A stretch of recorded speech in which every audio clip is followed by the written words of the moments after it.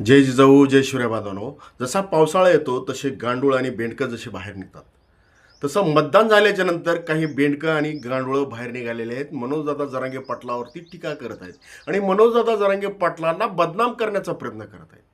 पण मनोजदादा जरांगे पाटलामुळेच आज हैदराबाद गॅजेट लागू झालेला आहे आणि सातारा संस्थांचा गॅजेट ह्या 2-4 दिवसामध्ये लागू होणार आहे. ज्या मराठा बांधवांना कुणबी प्रमाणपत्र भेटलेले आहेत त्यांचे मुलं आज IAS ऑफिसर, IPS ऑफिसर, सरकारी गव्हर्नमेंट जॉबला लागलेले आहेत. शिक्षणामध्ये त्यांना फायदा झालेला आहे. जे निस्वार्थी नेतृत्व आहे, समाजासाठी अहोरात्र झटतो, त्यांना बदनाम काही लोक करतच असतात.